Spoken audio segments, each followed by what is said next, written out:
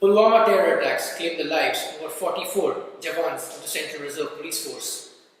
Press conferences were held, bold statements were made, with protests and candlelight marches being held all across the country, a Pakistani national flag being burned. National sentiments were at an all-time high. This has been the third large-scale attack on security forces in the last 4 years, with the first being in Pathankot, Uri, and now Pulwama.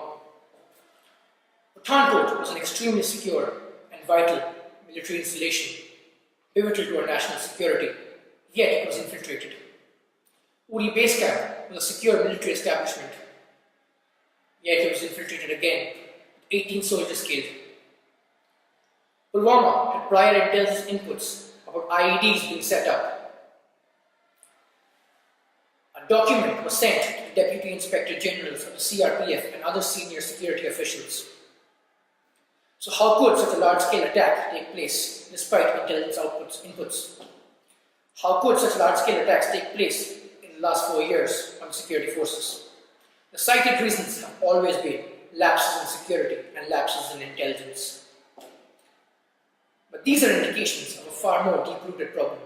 So my first question to the government is, what are the steps being taken to improve the intelligence apparatus, both internal, external, and of course military intelligence?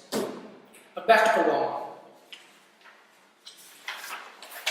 As I mentioned, in the case of the Pulwama terror attack, there were intelligence inputs of an IED threat, with a document addressed to the Deputy Inspector Generals of the CRPF. The document was addressed to the following: DIG CRPF South Srinagar, DIG CRPF North Srinagar, DIG CRPF NKOR Baramulla, DIG CRPF SKOR Avantipura, DIG SSB Special Headquarters Special Ops Jammu and Kashmir, and all district SSPs of Kashmir, including the Deputy Superintendent of Police. The document explicitly stated, please sanitize the area properly, as there are inputs of the use of IEDs. Matter most urgent. So, if all standard operating procedures were followed and the area was sanitized by the Intelligence Bureau, how was a Scorpio laden with 350 kilograms of improvised explosive devices able to drive next to a CRPF convoy? My second question: why was a convoy with such high troop concentration allowed to pass? A convoy usually has 1,000 personnel or travels with over 1,000 personnel, yet this convoy was carrying roughly 2,547 CRPF personnel.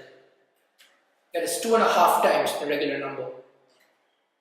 What was the logical reasoning behind transporting such a large body of troops when there was an imminent IED threat?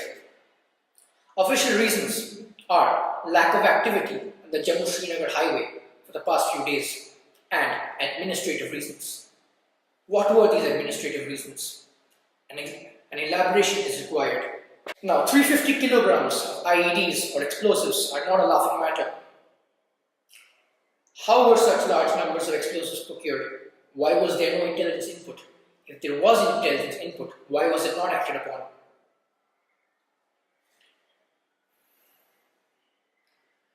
Now, coming to the mastermind of the Pulwama attack, Ghazi Rashid, also known as Kamran.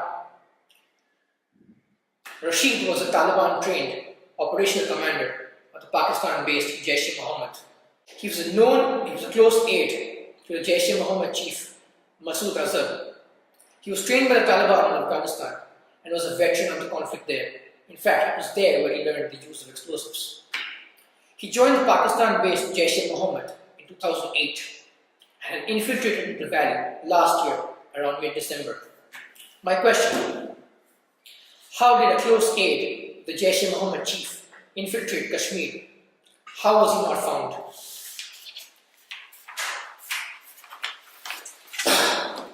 How did Rashid Ghazi escape being encountered by the security forces a few days prior to the Pulwama attack? How, despite all of this, was he able to carry out this attack? Ghazi has since been killed in a joint operation by the Rashtriya Rifles, the CRPF, and the Jammu and Kashmir Special Operations Group. So perhaps Pulwama has been avenged. Perhaps. But operationally, It had no strategic impact. It was a mere tactical victory with sentimental value. An operational commander of any insurgent or terrorist outfit can easily be replaced. So the whole thing was just cosmetics. Ancient military strategist Sun Tzu said in his book, The Art of War, tactics without strategy is the noise before defeat. And strategy seems to be non-existent in our approach to terrorism. It is common knowledge that our intelligence networks in Pakistan were crippled under a certain government. These networks were not built overnight. They were meticulously crafted and nurtured.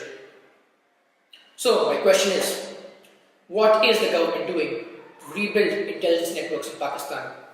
Have steps been taken? Now I would like to address those on social media on the We Want Surgical Strikes bandwagon. My question to you is, do you think Pakistan is a public park? Do you realize the planning and preparation it takes to launch an operation of such a magnitude? Do you understand its implications? Do you understand the fallout? Do you even have a remote concept about the risks our boys take stepping over there?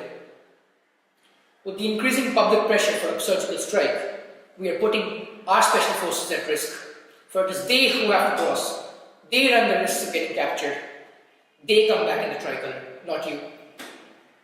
After this video, do read about Captain Saurabh Kalia. Do read about Indian soldiers and their treatment, meted to them behind enemy lines. Do read about it. Perhaps it will change your perspective. Perhaps it will help you understand that surgical strikes is not a concept for a script of a movie. It is a reality with the real life consequences. And since we're touching the topic of surgical strikes, I want to ask a few more questions. Did the first strike curb terrorism and infiltration in the valley? Did it have any strategic effect? 2 years and a few hundred dead terrorists later, I don't think so. The situation in the valley is the same, if not worse. So ask the government, do we have the capability for a second surgical strike? The first time we had the element of surprise. Do we have the same now? Also, it is important to understand, or rather, get it through your skulls, that the first surgical strike may have been conducted 10 days after the September 2016 Uri attacks, but the foundation of such a strike and such capabilities was being built from 2015. Lastly, is human life a joke? You send our soldiers to fight outdated weapons, suboptimal equipment, and shoddy protective gear. In fact, MOD reports and defense experts across the country state that our army is operating on vintage category arms and lacks the ammunition to fight a 10-day war with Pakistan, let alone a 2.5 front war with Pakistan and China. We do not have deep strike capabilities. Yet you talk about cutting 4,000 heads. This is outright hypocrisy. You mandate soldiers to respond to mobs with minimum force, yet you arm them with assault rifles and expect that to work. Why are you arming the CRPF and JNK with pellet guns when you know the result of this in a high-stress environment? Why is there no investment in sophisticated non-lethal crowd control technology? Why the lackluster treatment of our forces? But you already know the answer to that. We are losing the perception battle. We're losing soldiers. We're losing civilians. We're losing our own people. We like to highlight how we hammered Pakistan in all the conventional wars we fought with them. Yet, the reality is we are losing today's information war. The fact that Pakistan has managed to bog us down for more than 3 decades with insurgency in the valley highlights the fact that they have the strategic initiative. They have the capacity to radicalize generations of the Kashmiri youth. Yet, we are happy, chest thumping over the death of a few hundred militants over the past few years. Hardly of strategic value. Killing a few hundred terrorists in encounters is achieving nothing and has no strategic impact.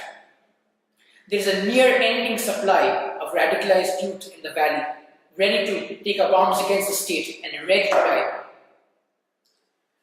Our short-sightedness and policy myopia is causing us significantly in terms of human life and national interests. We need intelligence and security reforms. We need a long-term strategy in combating terrorism and Pakistan in general.